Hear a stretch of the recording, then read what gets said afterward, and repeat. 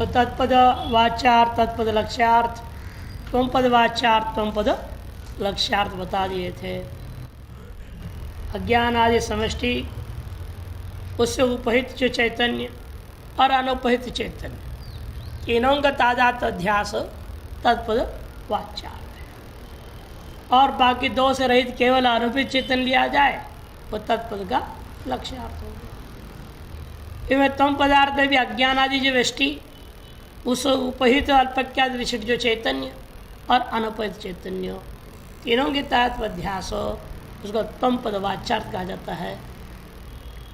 और एदार्श उपाधि और उपहित चैतन्य दोनों छोड़ के आधार अनुपहित जो चैतन्य है वो वहाँ पर भी तम पद का लक्ष्यार्थ है। अथ महावाक्यार्थो वर्ण्यते, अब जो है इसलिए तदनंतर महावाक्यार्थ को वर्णन किया जाता है। वाक्यार्थ वर्ण्यते कहना चाहिए, महा क्यों जोड़ दिया, उनको महावाक्य क्यों कहते हैं? वाक्य है कि देखो संसार में जितने वाक्य हम लोग प्रयोग करते हो दो ही प्रकार के हैं। वाक्यम द्विविधम, एक होता है संसृष्टार्थावबोधकम वाक्यम, दूसरा है अखंडार्थावबोधकम वाक्यम। लोक में भी वेद में भी।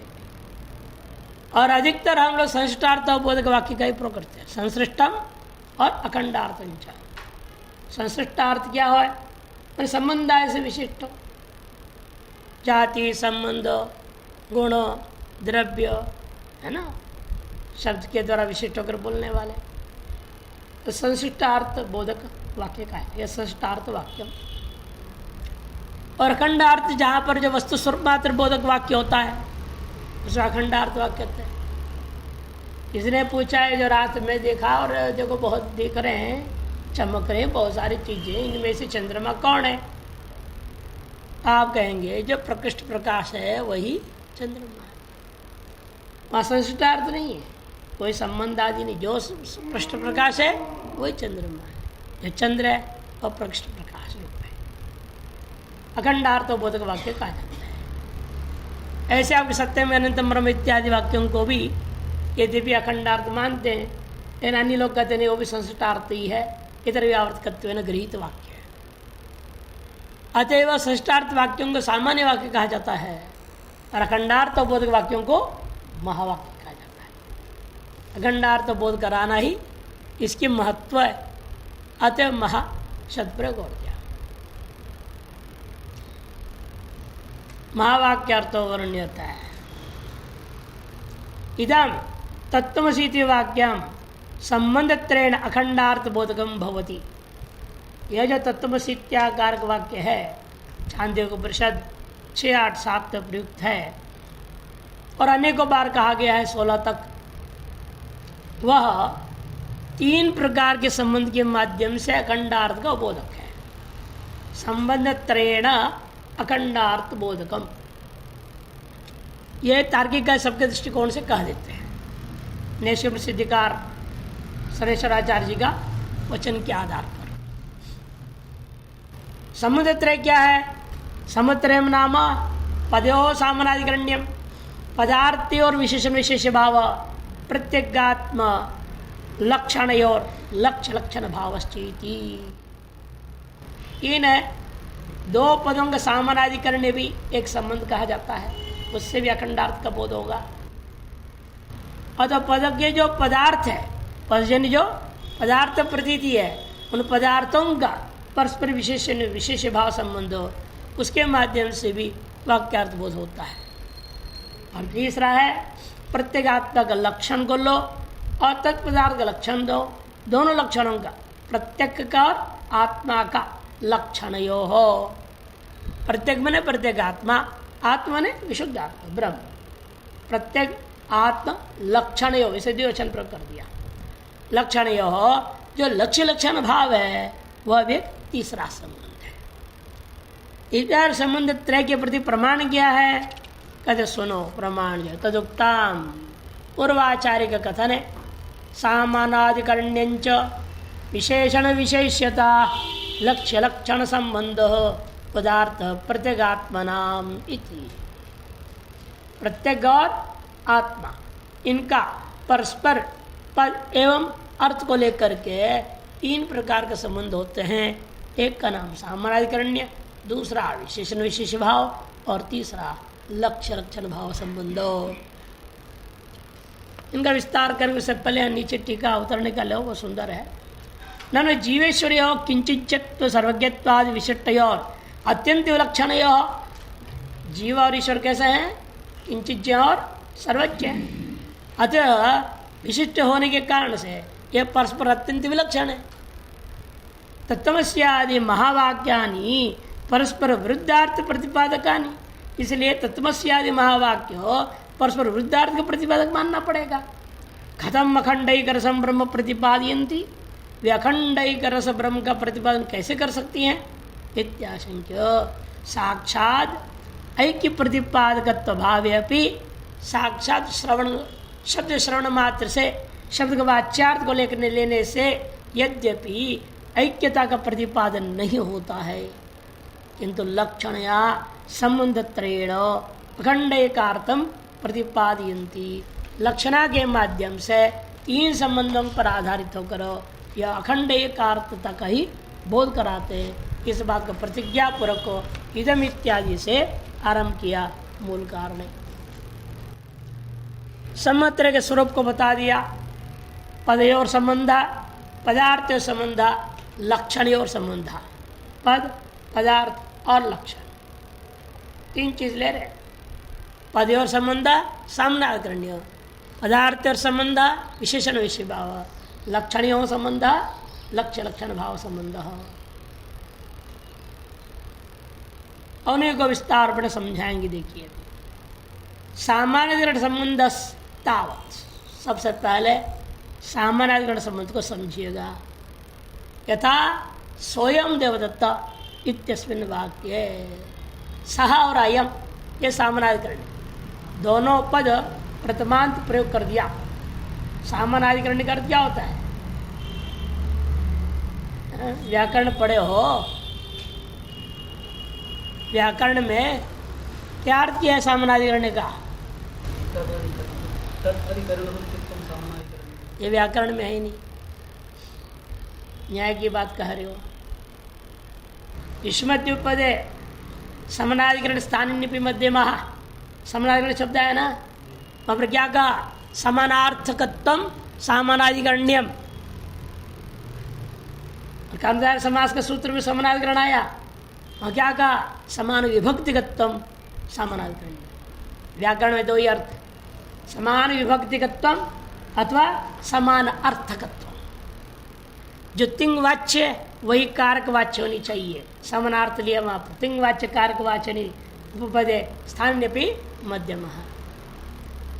तिंग भी कर्ता में आया और सुबंत भी कर्ता में हो। समानाधिकरण भी व सामानाधिकरण्यम, समानाधिकरण से भाव व सामानाधिकरण्यम, क्या फर्क पड़ा? मनुष्य ही मनुष्यत्व है, मनुष्य से भाव मनुष्यत्व, मनुष्य व मनुष्यत्व।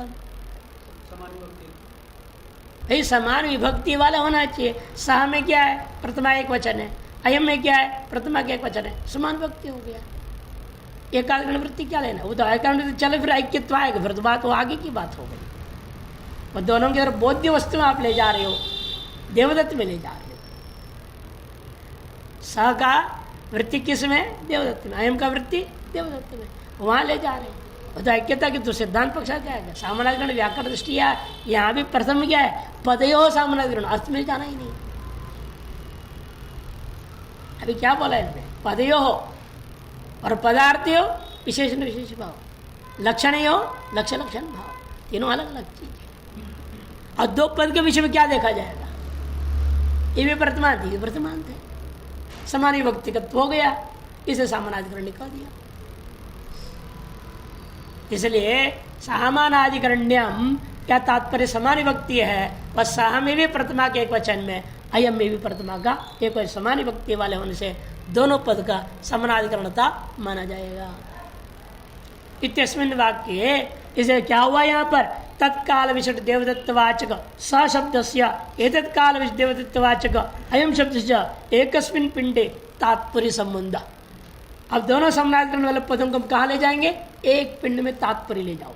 लक्षणा करनी पड़ेगी उसकी, बिना लक्षणा का होगा नहीं। क्योंकि सा क्या करता है? तत्काल तद्देशावचिन्ह कह रहा है, अयम एतद्देश एतत्कालावचिन्ह कर रहा है। दोनों के एक पिंड में कैसे अर्थ जाएगा? एक कारण वृत्तित्व नहीं जाएगा ना, बिना लक्षण का कैसे जाएगा कारण वृत्तित्व? देवदत्त में घटाना है, हमें क्या करना पड़ेगा? तत्काल तद्देश ये तत्काल ये तद्देश को छोड़ के लक्षणा करेंगे तब। इसलिए उन्होंने क्या कहा? तात्पर्येण संबंध होता है। ये तत्काल विशिष्ट जो देवदत्तवाचक अयम शब्द थे, दोनों ही विशिष्टवाचक शब्द है। इन दोनों का समानाधिकरण प्रयोग होने से, समान विभक्ति प्रयोग होने से मालूम होता है इन दोनों के द्वारा कोई एक पदार्थ विशेष का बोध करना चाहता है। कौन से पदार्थ बोध कराएगा? जो समान विभक्ति जो तीसरा पद प्रयोग हुआ, कौन? देवदत्त। उसको बोध कराने के लिए स और अयम दोनों प्रयोग हुआ है। लेकिन उस एक को बोध कराने के लिए परस्पर भिन्न काल भिन्न देश विशिष्ट शब्द प्रयोग हो गया, तो कैसे बोध होगा? तब इनको कहना पड़ता है एकस्मिन् पिंडे तात्पर्य संबंध। एक पिंड में तात्पर्य अनुपपत्ति रूपी लक्षणा के माध्यम से हम देवदत्त में ले जाएंगे, नहीं तो समान विभक्ति प्रयोग करना निरर्थक हो जाएगा। तस्यायम बोल देते, नहीं तो षष्ठी बोल देते। इसे समान विभक्ति प्रयोग करना निरर्थक हो करके तात्पर्य अनुपपत्ति, दो ही होता है ना लक्षणा के बीच, क्या है? हाँ, अन्वयानुपपत्ति और तात्पर्य अनुपपत्ति। शब्दों के परस्पर अन्वयी अनुपपन्न हो रहा है, अन्वय की अनुपत्ति से हमें लक्षणा करनी पड़ेगी। यह अन्वय तो हो रहा है किंतु लक्ष्यार्थ बोध नहीं हो पा रहा है, तात्पर्य अर्थ निश्चय नहीं हो पाया, तो तात्पर्य की अनुपत्ति के कारण से भी हम लक्षणा कर सकते हैं। और यह स्वयं में क्या है? अन्वय तो हो जा रहा है किंतु तात्पर्य घट नहीं रहा है, एक पिंडावबोधकत्व नहीं आ रहा है, भिन्न दो पिंड बोध हो रहा है। सा देवदत्ता अयम देवदत्ता। वह देवदत्त की हम आवृत्ति करके अन्वय कर लेंगे, अन्वयानुपत्ति इसलिए नहीं है, किंतु तात्पर्यार्थ जो था, वक्ता का जो तात्पर्य है, एक देवदत्त रूपी पिंड का ही बोध कराना इष्ट है, उसको तद्देश यत्काल आदि का बोध कराना इष्ट नहीं है। तात्पर्य का बोध कराने के लिए लक्षणा करके हम ले जाएंगे उसको एक पिंड देवदत्त में। यथा तथा, ठीक उसी प्रकार से तत्त्वमसि वाक्य अपनी परोक्षत्वादि विशिष्ट चैतन्यवाचक तत्पद है। परोक्षत्वादि, परोक्षत्व, सर्वज्ञत्व, सर्वशक्तिमत्व, अंतर्यामित्व इत्यादि विशिष्ट चैतन्यवाचक तत्पदस्य, और अपरोक्षत्वादि विशिष्ट, अपरोक्षत्व अल्पज्ञत्वादि विशिष्ट जो चैतन्य का वाचक तम पदस्य च एकस्मिन् चैतन्य तात्पर्य संबंध। एक चैतन्य में इन दोनों का घटाना संभव नहीं है, क्योंकि परस्पर विरुद्ध जो है उपाधियों से उपहित दो चैतन्य का वो बोधक ये तत् और तम पद है। आज परस्पर भिन्न पदार्थ बोधक पदों का सामानाधिकरण जो प्रयोग कर दिया, स्वनिभक्ति जो प्रयोग किया है, उसका तात्पर्य एक अखंड पद, एक अखंड तत्व का बोध कराना था। वह तत्व कौन सा है? चैतन्य है, केवल चैतन्य। और वो कैसे ग्रहण होगा? लेकिन इन जो उपाधियां हैं, सर्वज्ञत्वादि, परोक्षत्व, सर्वज्ञत्व, इधर अपरोक्षत्व, अल्पज्ञत्व, इन उपाधियों का परित्याग करना पड़ेगा। परित्याग कैसे करोगे? बिना लक्षणा का तो कर नहीं सकते, वाच्यार्थ को लेके आप कर नहीं सकते। सब वाच्यार्थ के इस अंश को परित्याग करते हुए लक्ष्यार्थ रूपा तात्पर्य अनुपपत्ति के आधार पर तात्पर्य समझ से हम केवल चैतन्य का बोध कराएंगे, यथा केवल देवदत्त का बोध कराए थे। ये पहला पक्ष हो गया। अब आइए नीचे, यहाँ पूरा हम टीका लेंगे ताकि जो है अच्छी तरह से समझ में कि बहुत ही महत्वपूर्ण चीज़ है ना, तत्वमसि वाक्य का विचार है, इसलिए इसको पूरा लेते हैं। वृद्धि सम्मति माह तदुक्तम इत्यादि कारिका पदयो सामनाधिकरण्यम उदाहरणनिष्ठं कृत्वा प्रदर्शी। पदों का सामनाधिकरणता को ही उदाहरण में घटा करके दिखाते हुए कह रहे हैं सामनाधिकरण्य संबंधस्तावद यथा इत्यादि। भिन्न प्रवृत्ति निमित्त यह शब्द और एकस्मिन् अर्थे प्रवृत्ति सामनाधिकरण्य, सीधा लक्षण ही देख लीजिए। भिन्न प्रवृत्ति वाले दो पद हैं, दोनों अलग अलग है। स अलग अर्थ में आयम अलग अर्थ, तद अलग अर्थ है, तुम अलग अर्थ वाला है। भिन्न प्रवृत्ति निमित्त उन्हें निमित्ता नाम बोल सकते हैं। यहाँ तो तत्वम दो पद थी, स्वर एवं दो पद था, इसलिए निमित्त हो द्विवचन प्रयोग कर दिया। नहीं तो अन्यत्र वाक्य में क्या सत्यम ज्ञानम अनंतम, तीन तीन पद है, वहां क्या करोगे? इसलिए वास्तविक नियम क्या है? बहुवचनी होता है। भिन्न प्रवृत्ति निमित्ता नाम शब्दानाम एकस्मिन् अर्थे प्रवृत्ति सामनाधिकरण्याम, ऐसा ही वास्तविक नियम है। उस नियम को बहुवचन को इन्होंने हटा के द्विवचन प्रयोग कर दिया अपने वर्तमान दृष्टांत के आधार पर हो। तच्च स्वयं देवती इस वाक्य सहित तत्पदस्य तत्काल तद्देश वैशिष्ट्यम प्रवृत्ति निमित्ता। सा का प्रकृति जो तत्पद है ना, तत्पद से प्रतिमा के वचन सुआया, तत्दंसु यदादिनामा हुआ, अथवा परुप हो गया है ना, त और सु रह गया, तकार को तदा सावनंत्यो स हो गया, स सु सकार गुण विसर्ग हो गया, सह बन गया। अतः स इस पद का प्रकृति जो तत्व है वो किसका वाचक है? वही समझा रहे। तद्देश और तत्काल वैशिष्ट अर्थ को ही में उसका प्रवृत्ति निमित्त माना जाएगा। तत्पद का वर्तमान वाक्य में प्रवृत्ति के प्रति निमित्त यही है कि तद्देश और तत्काल से विशिष्ट, तद्देश तत्काल से अवच्छिन्न, यही प्रवृत्ति निमित्त है इस वाक्य में। हर वाक्य में जैसे क्योंकि सर्वनाम संज्ञक है ना, सर्वनाम संज्ञक होने के नाते स गच्छति, स गच्छति में तद्देश तत्काल थोड़ी दूंगा कि वहां इसीलिए निर्भर होता है वाक्य में रहने वाला। कुछ होते हैं निश्चितार्थ वाले होते हैं रूढ़, वहां तो कोई विकल्प नहीं है। या सर्वनाम जिससे प्रयोग कर दिया यह विकल्प है, या प्रवृत्ति निमित्त वाक्य के ऊपर निर्भर है।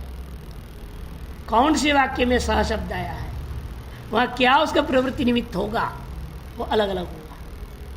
वर्तमान में क्या है, इस वाक्य में तद्देश और तत्काल वैशिष्ट्यता यही प्रवृत्ति निमित्त बना है सह शब्द का प्रयोग करने में।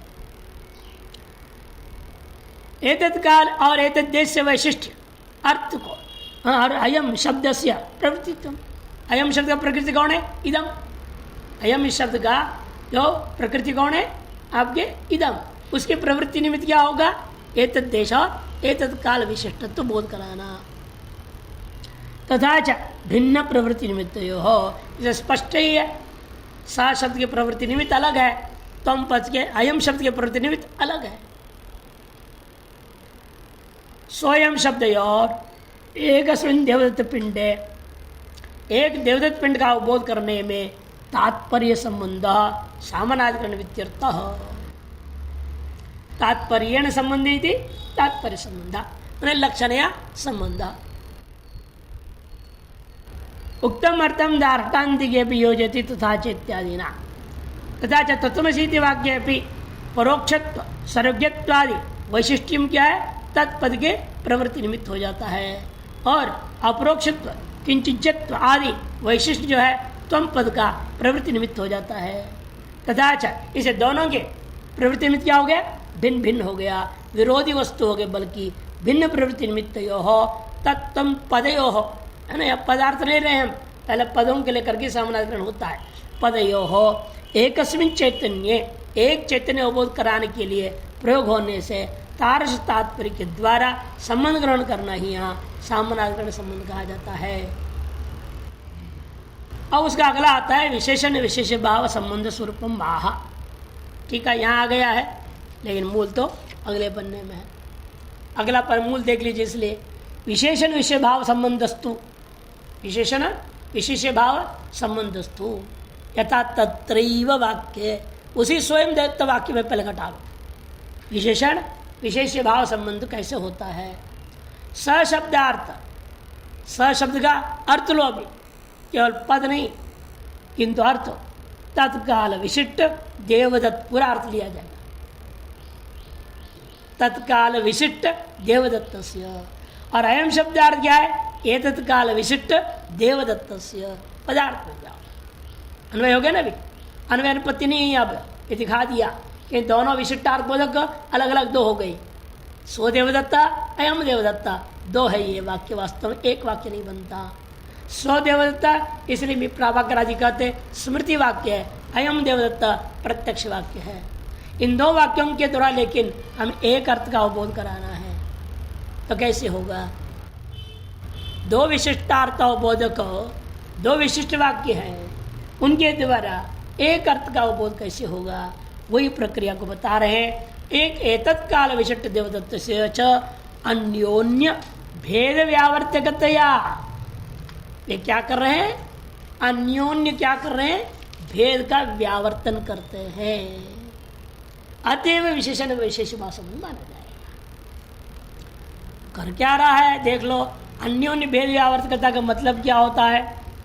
एक दूसरे का भेद का, क्योंकि विशेषण का मतलब ही होता है व्यावर्तन करना। विशेषण का स्वभाव क्या है? इतर व्यावर्तकत्म, विशेषण तो सामान्य लक्षण ले लेंगे, विस्तृत है वो बात छोड़ो। सामान्य विशेषण किसको कहता है? इतर व्यावर्तक है ना विशेषण। कौन किसका व्यावर्तन कर रहा है? आप कहेंगे तत्व त्वम का व्यावर्तन कर दिया और तुमने तत् का व्यावर्तन कर दिया। इसे अन्योन्य भेद व्यावर्तकतया, परस्पर भेद जो सुनिश्चित है, अब उसको व्यावर्तन कर दो। परस्पर भेद क्या है?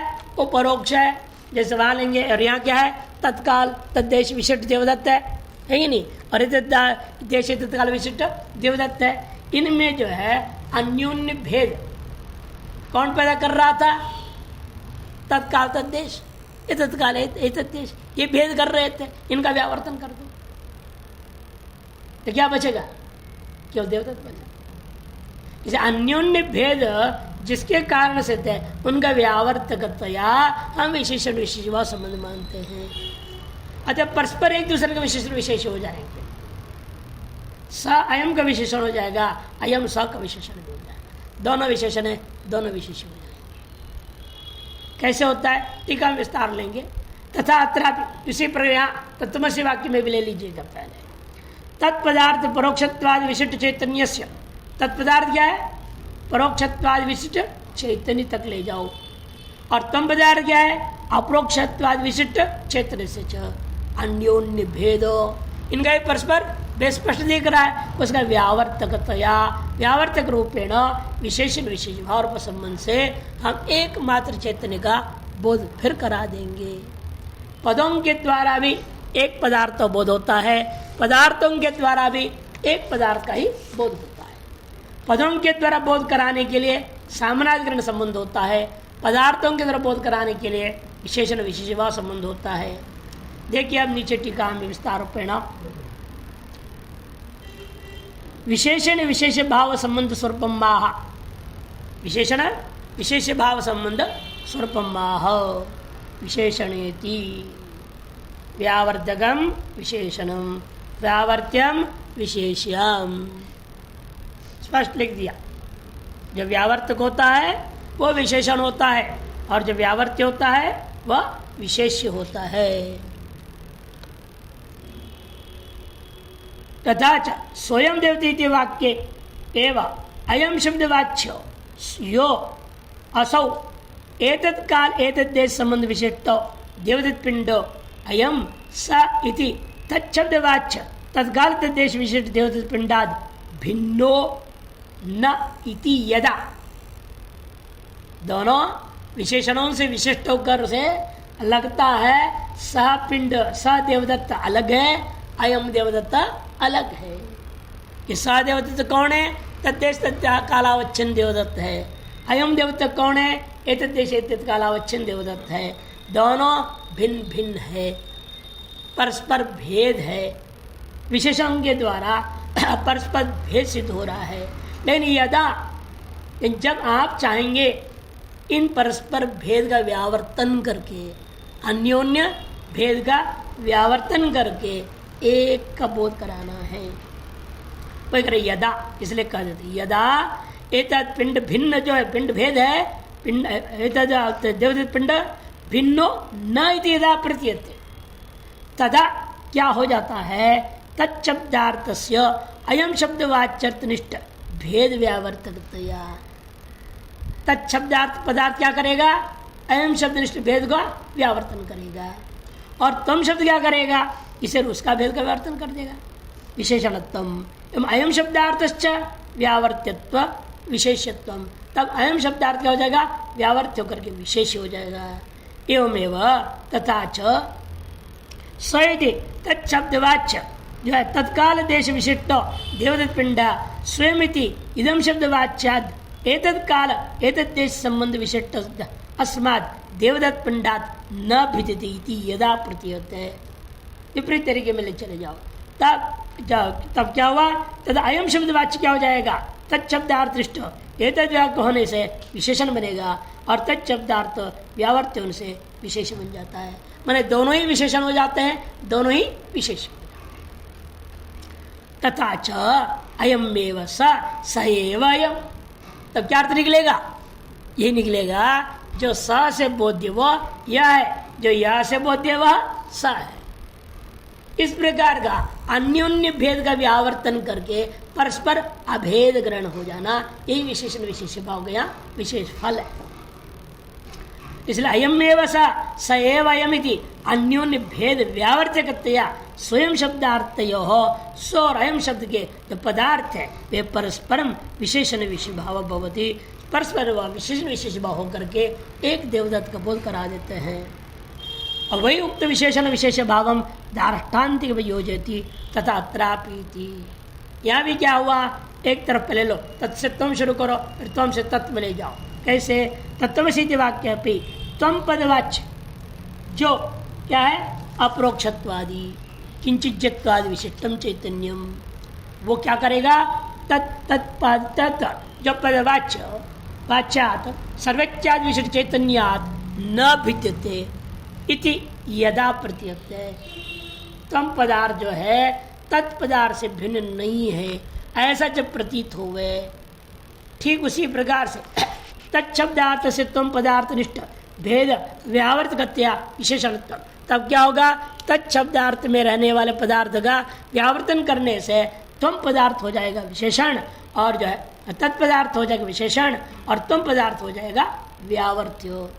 ठीक विपरीत लो, तथा तत्पदवाच्यम जो सर्गत विशिष्ट चैतन्य है वह त्वम पदवाच्याद किंचिज्जत्वाद विशिष्ट चैतन्याद न भिद्यते इति यदा प्रतीयते, भिन्न नहीं ऐसा जब प्रतीत होता है, तथा त्वम पदार्थ से तत्पदार्थ भेद का व्यावर्तक होने से त्वम पदार्थ वह विशेषण हो जाएगा और तत्पदार्थ वह व्यावर्त हो जाएगा, अतः विशेष बन जाएगा। तथा च त्वम तदसि और तत् त्वमसि दोनों तरफ हो गया, सत्वम तदसि एवं तत् त्वमसि उभयत अभेद सिद्ध हो गया। इति तत्व पदार्थ परस्पर भेद व्यावर्तकत्वेन परस्पर विशेषण भाव इत्यर्थः। अक्रम प्राप्त होता है लक्ष्य लक्षण भाव संबंध स्वरूपम निरूपितुम बाहा लक्ष्यति। तो ये सर विशेषण विशेष भाव का फल क्या है, सामानाधिकरण संबंध का फल क्या है, दोनों पढ़ लिए, फल क्या है, ऐसे होता है, ठीक है, होता होने से क्या, विशेषण विशेष भाव का फल यह है कि पद भेद होने पर भी अर्थैक्यता हो सकता है। यदि सामानाधिकरण्य है तो पद भेद होने पर भी अर्थैक्यता का बोध करा, ये सामानाधिकरण का फल है। और विशेषण विशेष भाव का फल क्या है, पदार्थ भेद भ्रम है, उसका निवारण करना, पदार्थ ऐक्यता का बोध कराना, ये विशेषण विशेष भाव का मुख्य फल हुआ। इसे भेद भ्रम निवृत्ति विशेषण विशेष भाव का फल है। पद भेदे अपि प्रवृत्ति मित्त भेदे अपि अर्थय का बोध कराना, यह सामानाधिकरण का फल होता है। और लक्षणा में भागत त्याग करके सीधा बोध कराया जाता है, वो तीसरे कोटि में आ रहा है। देखिए कैसा लौटिए मूल में, इसलिए लक्ष्य लक्षण संबंधस्तु यथा, लक्ष्य लक्षण भाव संबंध कैसे घटाओगे, तत्रैव वाक्य उसी स्वयं शब्द देवदत्त में पहले घटाओ, दृष्टांत में घटाओ, फिर दृष्टांत में ले आओ। स शब्द अयम शब्द तदर्थयोर वा विरुद्ध तत्काल तत्क एतत्काल विशिष्टत्व परित्यागेन। हमें क्या करना पड़ेगा? स शब्द और अयम शब्द का जो तदर्थ है, जो पदार्थ है, क्या पदार्थ था? विरुद्ध पदार्थ था। तत्काल तद्देश विशिष्ट एतत्काल एतद्देश विशिष्टत्व, उस विशिष्टत्वांश का परित्यागेन। अविरुद्धांश जो चीज है, अविरुद्धांश क्या है? केवल देवदत्त। स भी विरुद्धांश बोध करा रहा है, अयम विरुद्धांश बोध करा रहा है।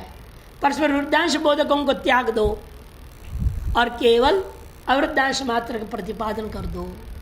वह अगर अविरुद्ध देवदत्तेन सह लक्ष्य लक्षण भाव संबंध, अविरुद्ध देवदत्त बोध कराने के द्वारा लक्ष्य लक्षण भाव संबंध माना जाता है। और लक्ष्य लक्षण भाव का मतलब ये होता है लक्षण, कि अभिधेय विनाभूत प्रवृत्ति लक्षण। वेदांत के सामान्य लक्षण का लक्षण क्या है? वैसे दूसरे क्या बोलते हैं? शक्य संबंधो लक्षण। और इनका कहना है शक्य का मतलब अभिधेय, शक्य को अभिधेय को एक ही चीज है। लेकिन अभिधेय का अविनाभूत प्रवृत्ति, अभिधेय के अविनाभूत प्रवृत्ति जिस शब्द का हो उस शब्द का लक्षण करने, क्योंकि तट के बिना प्रवाह का प्रवृत्ति नहीं है, या प्रवाह के बिना तट व्यवहार नहीं हो सकता। इसे गंगा पद का अभिधेयभूत प्रवाह जिसके बिना प्रयोग नहीं हो सकता। किसके बिना? तट के बिना। अतः तट में गंगा पद का लक्षण किया जाए। इसे अभिधेय के अविनाभूत प्रवृत्ति होती है जिसका, उसमें लक्षण होती है। ये इसलिए एक वेदांति का उनकी लक्षण थोड़ा हल्का सा है, सामान्य शक्य संबंधों को। और शक्य संबंध हम किसी के साथ भी जोड़ सकते थे, अविनाभूत से जोड़ना कोई जरूरी है?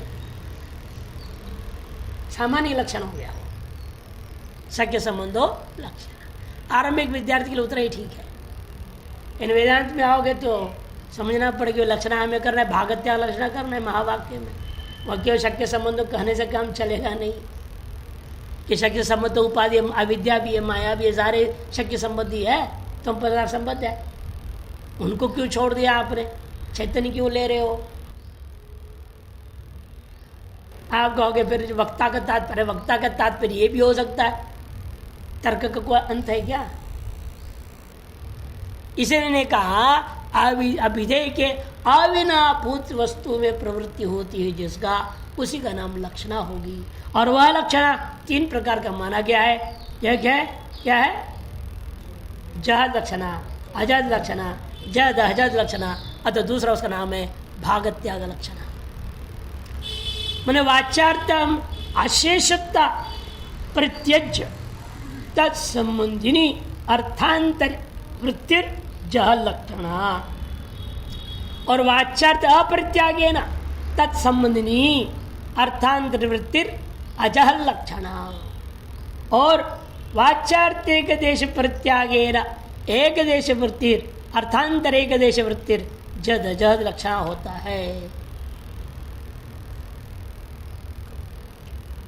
उस अजह के लिए बोल रहे, देखिए अभी तथात्रापि पहले स में घटाया कि स शब्द अयम शब्द यो तदर्थयोर वा, चाहे शब्दों से लो चाहे अर्थों के माध्यम से लो, इसे दोनों ले लिया। शब्दयो हो अथवा अर्थयोर वा विरुद्ध तत्काल एतत् काल विशिष्टत्व परित्यागेन। उन पदों में विद्यमान प्रवृत्ति के निमित्त भूता तत्काल और तत्काल को, तद्देश और तद्देश को, अथवा अर्थों का विशेषण रूप में उपस्थित तत्काल और तत्काल, इन विशिष्टत्व को परित्याग करने के द्वारा अविरुद्ध जो देवदत्त है मात्र उसका बोध कराना लक्ष्य लक्षण भाव रूपा संबंध कहा गया।